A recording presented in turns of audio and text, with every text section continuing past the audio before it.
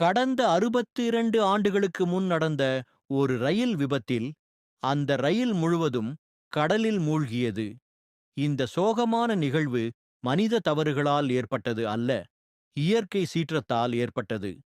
வங்காள விரிகுடா கடலில் உள்ள அந்தமான் மற்றும் நிகோபார் தீவுகளில் அந்தமானுக்கு தெற்கே ஒரு புயல் தாக்கும் ஆபத்து இருந்ததாக 1964 ஆண்டு டிசம்பர் 15 அன்று வானிலை ஆய்வு மையம் ஒரு எச்சரிக்கையை வெளியிட்டது.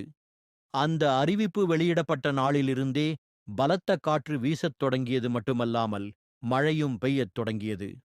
பின்னர் அந்த புயல் தென்னிந்தியாவை நோக்கி நகர்ந்தது.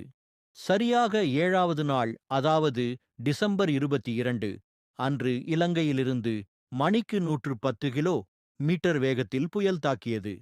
பகல் முடிந்ததும் இரவு நேரத்தில் அப்புயல் தீவிரமடைந்தது.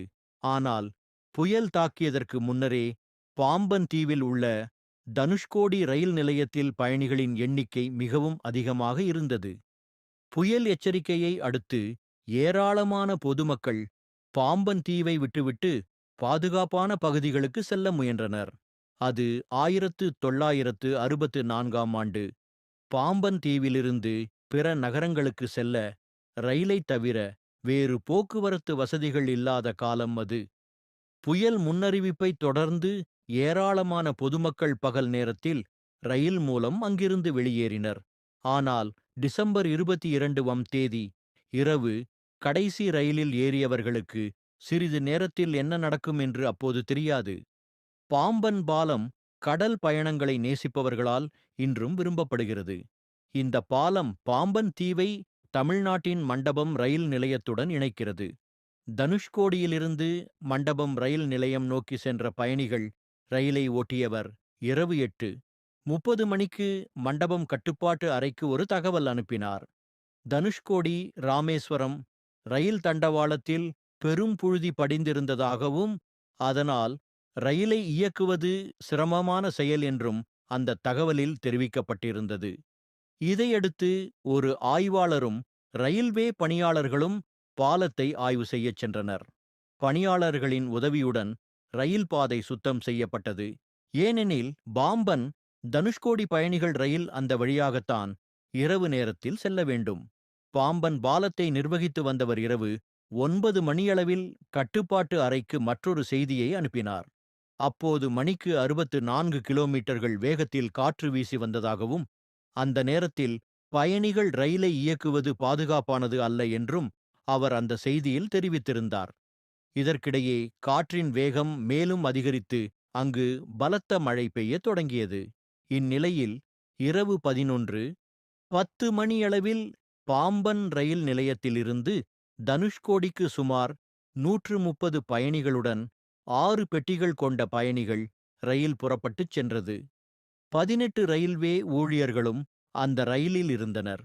அந்த ரயில் திட்டமிட்டபடி ராமேஸ்வரம் சாலை ரயில் நிலையத்தை அடைந்தது. ஆனால் சிக்னல் தாமதம் காரணமாக 15 நிமிடம் தாமதமாக அடுத்த ரயில் நிலையமான தனுஷ்கோடி ரயில் நிலையத்தை நோக்கி புறப்பட்டது. பின்னர் அந்த ரயில் தனுஷ்கோடி ரயில் நிலையத்தை நள்ளிரவு 12:30 மணிக்கு சென்றடைந்திருக்க வேண்டும். தனுஷ்கோடி ரயில் நிலையத்தின் அருகே ஒரு கேபினில் ரயில்வே ஊழியர் ஒருவர் அந்த ரயிலின் வருகைக்காக காத்திருந்தார். ஆனால் ரயில் தனுஷ்கோடிக்கு வரவே இல்லை. அதன்பின் 12:30 மணியளவில் பலத்த காற்றுடன் பலத்த மழை பெய்தது. இதனால் கட்டுப்பாட்டு அறைக்கும் ரயிலுக்கும் இடையேயான தொடர்பு முற்றிலுமாக துண்டிக்கப்பட்டது. பின்னர் நிலைமை மிக மோசமடைந்தது. தனுஷ்கோடி ரயில் நிலையம் தண்ணீரில் மூழ்கியது. மேலும் மோசமான வானிலை காரணமாக சரியான நேரத்தில் வரவேண்டிய ரயில் இன்னும் ரயில் நிலையத்திற்கு வரவில்லை என்றும், அல்லது அந்த ரயில் ராமேஸ்வரம் சாலை ஸ்டேஷனுக்கு திரும்பிச் சென்றிருக்கும் என்றும் தனுஷ்கோடி ரயில்வே ஊழியர்கள் நினைத்தனர். ஆனால் அந்த ரயில் எங்கும் வந்து சேரவில்லை. அதே நேரம் பலத்த காற்று மற்றும் இடிமின்னலுடன் கூடிய மழை காரணமாக இந்த 2 ரயில் நிலையங்களின் ஊழியர்களும் ரயிலை கண்டுபிடிக்க வெளியில் எங்கும் செல்ல முடியவில்லை. அதுவும் வெளியில் பார்த்தால் கண்களுக்கு எதுவும் புலப்படவும் இல்லை. அதற்கடுத்த நாள், அதாவது டிசம்பர் 23 தேதி புயல் சற்று ஓய்ந்தது. ஆனால் தனுஷ்கோடி கிட்டத்தட்ட வெள்ளத்தில் உறைந்து போனது. இதையடுத்து ராமேஸ்வரம் மற்றும் தனுஷ்கோடி நிலைய ரயில்வே அதிகாரிகள் ஒரு அவசர ஆலோசனை நடத்தினர். அந்த ரயில் எங்கு சென்றது என்பது குறித்து அந்த ரயில் பாதை முழுவதும் அதிகாரிகள் தேடினர். ஆனால் ரயில் எங்கும் தென்படவில்லை. அந்த ரயில் பாதையெங்கும் கடல் இருந்ததால் எந்த நவீன தொழில்நுட்ப வசதியும் இல்லாத அந்த காலத்தில் கடலில் மீட்புப் பணிகளை மேற்கொள்வது சாத்தியமில்லாதது என்ற நிலையில் ரயிலை கண்டுபிடிப்பதே பெரிய சவாலான பணியாக இருந்தது. ஒரு நாள் முழுவதும் கழிந்தும் கூட ரயில் எங்காவது இருந்ததற்கான தடயமே இல்லை. 130 பயணிகளுடன் அந்த ரயில் எங்குதான் சென்றது? எந்த நவீன தொழில்நுட்ப வசதியும் இல்லாத அந்த காலத்தில் கடலில் மீட்புப் பணிகளை மேற்கொள்வது சாத்தியமில்லாதது என்ற நிலையில் ரயிலை கண்டுபிடிப்பதே பெரிய சவாலான பணியாக இருந்தது. ஒரு நாள் முழுவதும் கழிந்தும் கூட ரயில் எங்காவது இருந்ததற்கான தடயமே இல்லை. 130 பயணிகளுடன் அந்த ரயில் எங்குதான் சென்றது? அதற்கு அடுத்த நாள், அதாவது டிசம்பர் 24ஆம் தேதிக்குள் புயலின் தாக்கம் முற்றிலும் குறைந்திருந்தது. ஆனால் அந்த பகுதியைச் சுற்றிலும் எங்கு பார்த்தாலும் புயல் தாக்கத்தினால் உருவான அழிவு காட்சிகள்தான் கண்களுக்கு புலப்பட்டன. புயல் பாதிப்பில் நூற்றுக்கணக்கானோர் உயிரிழந்திருந்தனர். பல கோடி ரூபாய் நிதி இழப்பும் ஏற்பட்டிருந்தது. புயலால் அந்த நகரமே முழுவதுமாக அழிந்திருந்தது. இந்நிலையில் ரயில்வே பணியாளர் ஒருவர் கடற்கரையில் சந்தேகத்திற்கிடமான ஏதோ ஒன்றைக் கண்டார். புயல் காரணமாக பல பொருட்கள் தரையில் இருந்து பறந்து கடலுக்குள் சென்றிருந்தன. இதேபோல் கடலுக்குள் இருந்தும் ஏராளமான பொருட்கள் கரைக்கு அடித்து வரப்பட்டிருந்தன. அந்த சந்தேகப் பொருளை பார்த்தவுடனே அது என்னவென்று அவருக்கு முழுமையாக புரிந்திருந்தது. ஏற்பட்ட தான் புயல் பார்த்ததை கரையை அந்த ரயில்வே பணியாளர் கடக்கும்போது உடனடியாக கடலில் ஏற்பட்ட சின்ன மேலதிகாரிகளிடம் தெரிவித்தார். சுனாமினே சொல்லலாம். இதையடுத்து ஏன்னா அந்த ரயில்வே அளவுக்கு அலுவலர்கள் அந்த சம்பவ இடத்துக்குச் சென்று அலைகளோட பார்த்தபோது உயரம் அது பார்த்தீங்கன்னா காணாமல் போன 40 ரயிலின் முதல் ஒரு பகுதி 50 அடி எனத் தெரிய வரைக்கும் வந்தது. இருக்கும். அது ஏற்கனவே 24 மணி நகரத்துக்குள்ள நேரம் கடந்துள்ள புகுந்து நிலையில் அந்த அந்த ரயிலுக்கு என்ன இடத்தையே ஆனது?